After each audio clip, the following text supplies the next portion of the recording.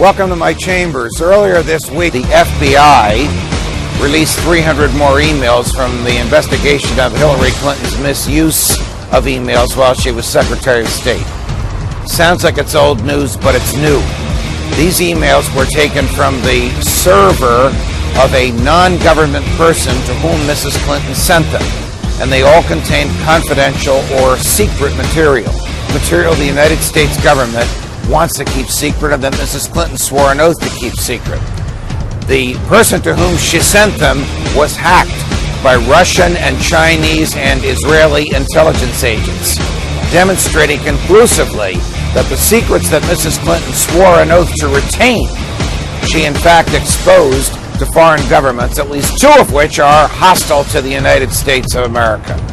This changes substantially the case against her, which was dismissed by the FBI in July, reopened by the FBI in October, dismissed again by the FBI in late October, and now probably will be opened again. Why will it be opened again? Well, one of the measurements that the government uses before it decides to prosecute is, has the person that we think we want to prosecute caused any harm? During the campaign, Donald Trump argued aggressively that Mrs. Clinton exposed secrets to foreign and hostile powers. FBI agents who were not pleased with their director's decision not to seek Mrs. Clinton's indictment made the same argument. Mrs. Clinton denied it emphatically. We now have proof that Donald Trump was correct and that the complaining FBI agents were correct and that, in fact, American state secrets were exposed and received by Russian and Chinese intelligence agents who wish us harm, and Israeli intelligence agents who wish us good, so-called friendly hackers, because of the gross negligence of Mrs. Clinton. This ramps up the case for her prosecution.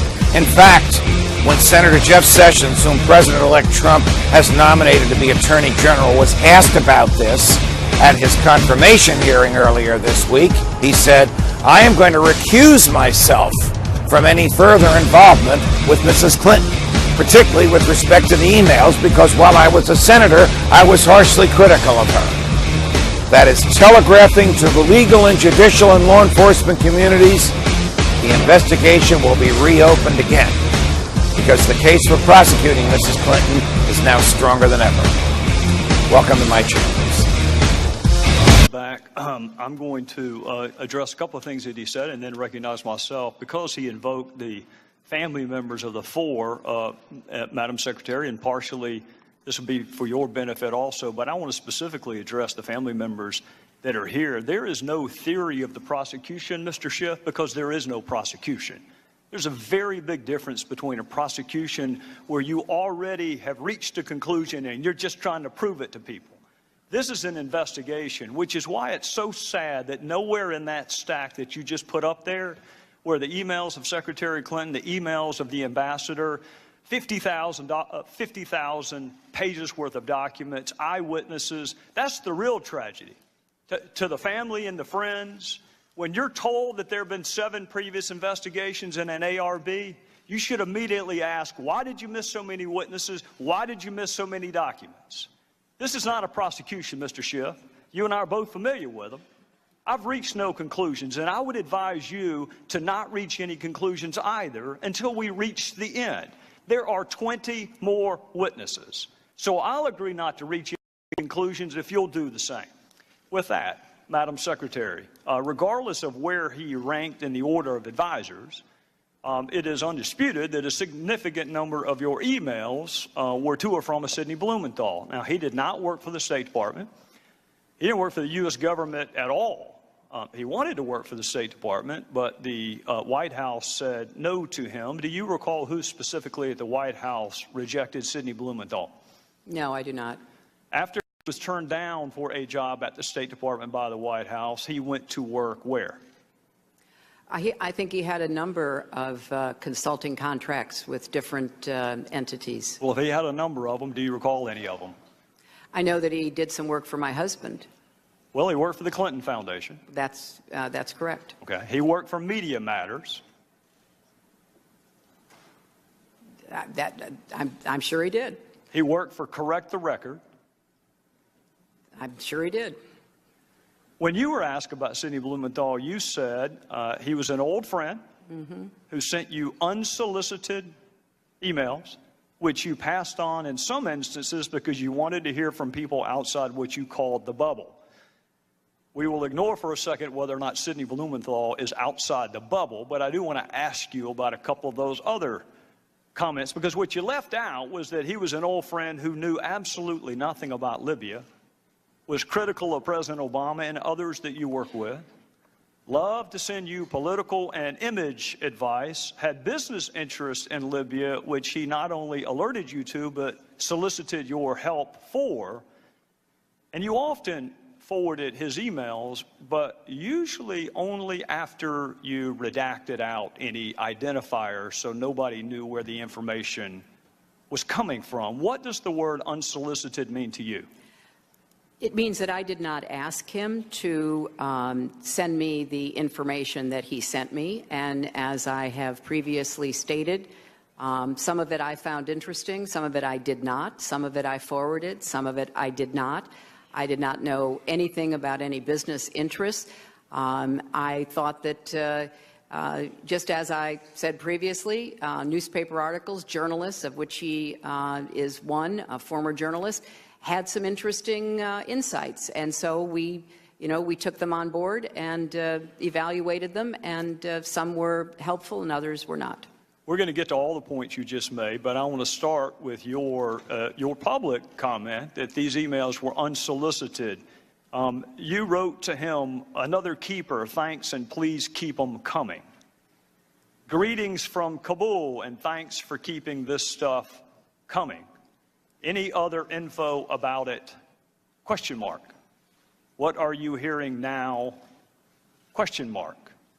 Got it. We'll follow up tomorrow. Anything else to convey? Question mark." Now that one is interesting because that was the very email where Mr. Blumenthal was asking you to intervene on behalf of a business deal that he was pursuing in Libya. What did you mean by what are you hearing now? I have no idea, Congressman. They started out unsolicited, and as I said, some were of interest. I passed them on, and some were not. And so he continued to provide me information that was made available to him. I don't want to parse words, and I don't want to be hyper-technical, because it's not a huge point, but it is an important point. You didn't say they started off unsolicited. You said they were. You said they were unsolicited. Well, they were unsolicited, but obviously I did respond to some of them. Well, and I'm sure that encouraged him. Anything else to convey? What are you hearing now? I'm going to Paris tomorrow night. We'll meet with TNC leaders, so this and additional info useful. Still don't have electricity or BlackBerry coverage post-Irene, so I've had to resort to my new iPad. Let me know if you received this. We'll talk about the new iPad in a little bit. Here's another one. This report is in part a response to your questions. That's an email from him to you. This report is in part a response to your questions. There'll be further information in the next day. If you're the one asking him for information, how does that square with the definition of unsolicited? I said it began that way, Mr. Chairman, and I will add that both Chris Stevens and Gene Kretz found some of the information interesting, far more than I could, because they knew some of the characters who were being mentioned, and they were the ones, the kind of persons with the expertise that I asked to evaluate to see whether there was any useful information. We're going to get to that in a second. Now, before you give Mr. Blumenthal too much credit, you agree he didn't write a single one of those cables or memos he sent you. I'm sorry, what? He didn't write a single one of those cables or memos. I don't know who wrote them. He's the one who sent them to me. Would you be surprised to know not a single one of those was from him?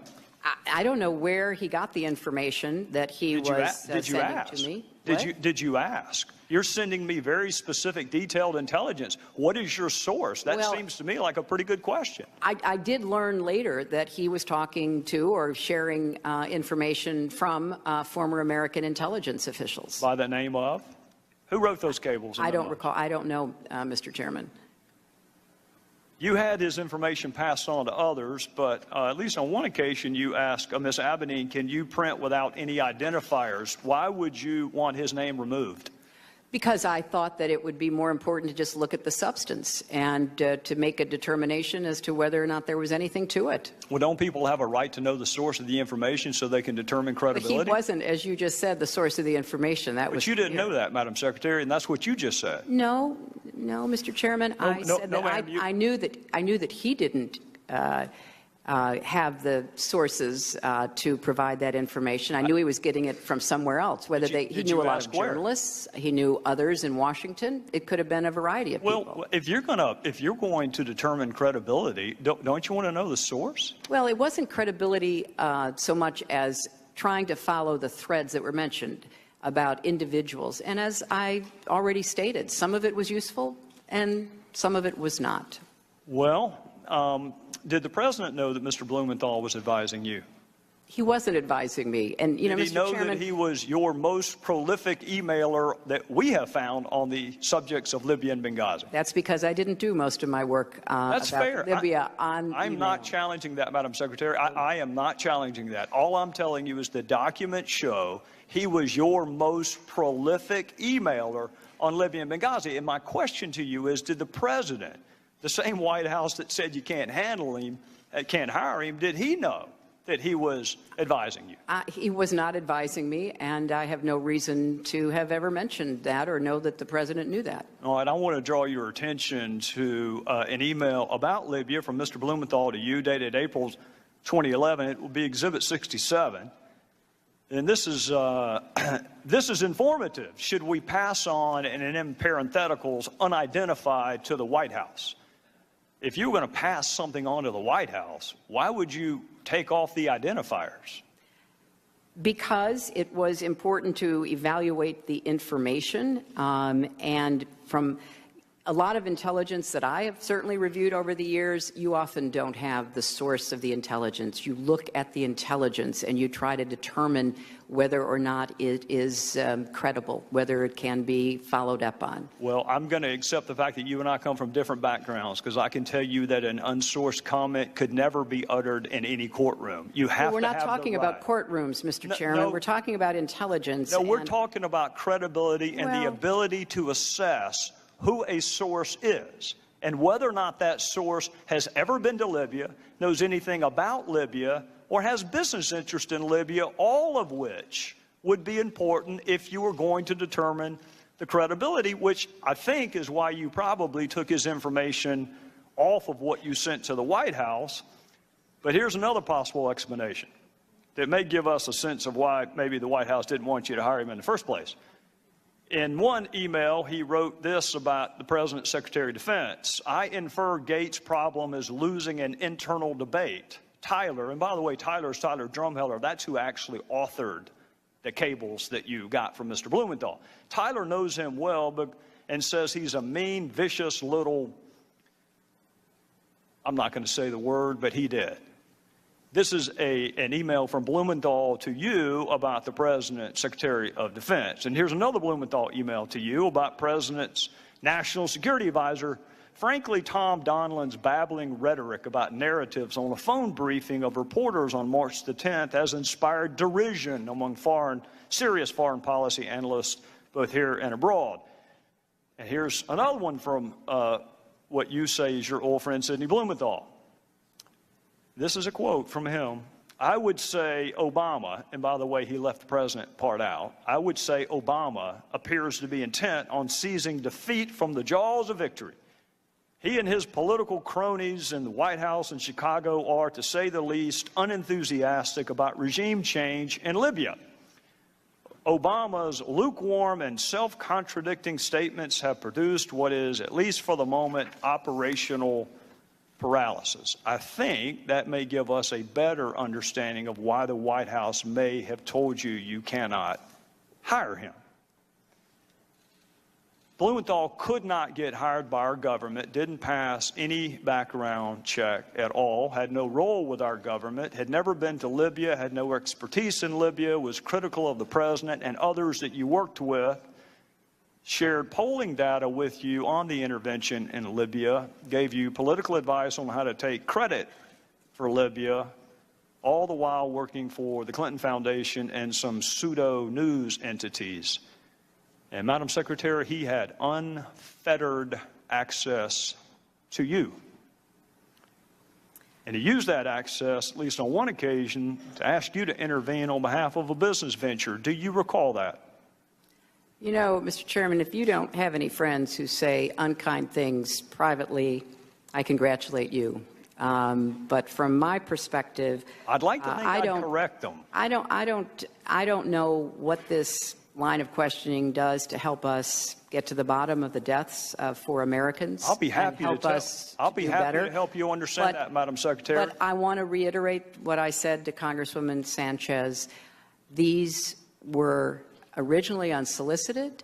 You've just said that perhaps the main, if not the exclusive author, was a former intelligence agent for our country who rose to the highest levels of the CIA and who was given credit for being one of the very few who pointed out that the intelligence used by the Bush administration to go to war in Iraq was wrong. So I think that, you know, the sharing of information from an old friend that I did not take at face value, that I sent on to those who were experts, is something that you know, makes sense, but it was certainly not in any way the primary source of or the predominant understanding that we had of what was going on in Libya and what we needed to be doing. Well, Madam Secretary, I'm out of time, and we'll pick this back up the next round, but I'll go ahead and let you know ahead of time why it's relevant. It's relevant because our ambassador was asked to read and respond to Sidney Blumenthal's drivel. It was sent to him to read and react to, in some instances on the very same day he was asking for security. So I think it is eminently fair to ask why Sidney Blumenthal had unfettered access to you, Madam Secretary, with whatever he wanted to talk about, and there's not a single solitary email to or from you to or from Ambassador Stevens. I think that is fair, and we'll take that up next Gentleman round. yield. Gentleman yield. Sure. Thank you. Mr. Chairman, you've made several inaccurate statements over the past month as you have tried to defend against multiple Republican admissions that the Select Committee has been wasting millions of tax dollars to damage Secretary Clinton's bid for president. On Sunday, you made another inaccurate statement during your appearance on Face the Nation, and it's being taken up here, and this is the relevance. Here's what you said, and I quote, "There are other folks who may have equities in her emails, and there may be other entities who are evaluating her emails. But my interest in them is solely making sure that I get everything I'm entitled to so that I can do my job. The rest of it, classification, Clinton Foundation, you name it, I have zero interest in it, which is why you haven't seen me send a subpoena related to it or interview a single person other than Brian Pagliano, because I need to know that the record is complete." And I'm going back to the truth, the whole truth, and nothing but the truth. I'm waiting. I'm waiting on you. I've been very patient. Coming. Just wait. I'm waiting on the inaccurate statement. I'm getting there. Mr. Chairman. Well, we got to take a break. Statement was, well, it's not going to take long. You took up 4 minutes over, so let me have 3. I've let everybody go over, including you, Mr. Congressman. Thank you very much.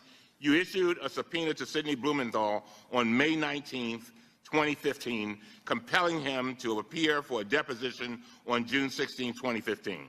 You issued this subpoena unilaterally without giving the Select Committee members the opportunity to debate or vote on it. You sent 2 armed marshals to serve the subpoena on Mrs. Blumenthal's wife at their home without having ever sent him a request to participate voluntarily, which he would have done. Then, Mr. Chairman, you personally attended Mr. Blumenthal's deposition. You personally asked him about the Clinton Foundation, and you personally directed your staff to ask questions about the Clinton Foundation, which they did more than 50 times.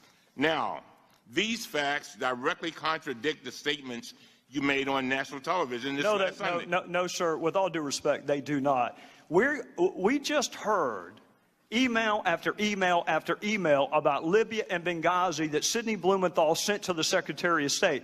I don't care if he sent it by Morse code, carrier pigeon, smoke signals. The fact that he happened to send it by email is irrelevant. What is relevant is that he was sending information to the Secretary of State.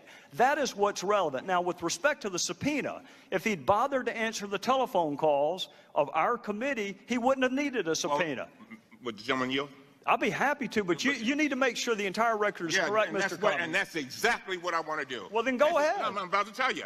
I move that we put into the record the entire transcript of Sidney Blumenthal. We're going to release the emails. Let's do the transcript. That way the world can see it. Well, we didn't. The motion has been seconded. Well, we're not going to take that up at a hearing. We'll take that up in a business meeting. I've consulted with the parliamentarian, and they have informed us that we have a right to a recorded vote on that motion. We want, you ask for the truth, the whole truth, and nothing but the truth. Well, that's what we want to have. Let the world see it. Why is it that you only want Mr. Blumenthal's transcript released? Why don't you want the survivors? The survivors, even their names? Let me you want tell you that? something. No, you want that released? Let me tell you something. Right now, the only one you've asked for is Sidney Blumenthal. That's the only one you've asked for. That and Ms. Mills. Cheryl Mills. That's not true. No, that's 2 out of 54. Now, if you want to ask for some fact witnesses, we asked for a recorded vote on the Blumenthal.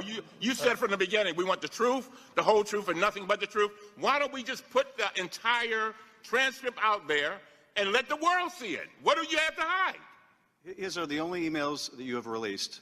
And the fairness to Mr. Blumenthal and to the American people, in the interest of a complete record, if you're going to release his emails, release his transcript where he has a chance to give the context of those emails. Well, you keep referring to Blumenthal emails. I would hasten to remind both of you, the only reason we have Blumenthal emails is because he emailed the Secretary of State. Those are her emails. That's why they were released. They're not Blumenthal's emails, and she wanted all of her emails released. She's been saying since March, I want the entire world to see my emails.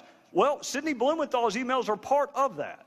So here's what I'll do. I'll be happy to talk to the parliamentarian, because the parliamentarian told me that your motion actually would not be in order for a hearing. But at the latest, we'll take a vote.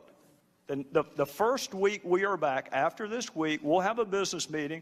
We can take up Mr. Blumenthal's transcript. We can take up whatever other transcripts you want. And while we're there, we can also take up the 20-some-odd outstanding discovery requests that we have to different executive branch entities. Why don't we just take all of it up then? Mr. Chairman, the allegations that have been made against him are refuted by his own testimony. In the interest of not having... That's your opinion, Adam. Well, if you disagree, then release the transcripts. What allegation, Adam? Why conceal the transcripts, even if the motion were not in order? You have the power to release them. You have the power to say I'll tell you why, now because I'm not going to release one transcript of someone who knows nothing about Libya by his own admission, while people who risk their lives, you have no interest in their story getting out. You don't want the 18 DS agents. You don't want the CIA agents. The only transcripts you want released are Ms. Mills and Sidney Blumenthal. Mr. Chairman, so we'll take all of this up in November. The only person you were interested in asking about during your entire questioning was Sidney Blumenthal. If you're so interested in him,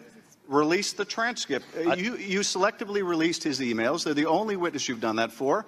So you're asking, why are we only asking for his transcript? I'm going to ask the gentleman from California to please do a better job of characterizing. These are not Sidney Blumenthal's emails. These are Secretary Clinton's emails. And I'll tell you what, if you think you've heard about Sidney Blumenthal so far, wait till the next round. Sure, With that, we're adjourned.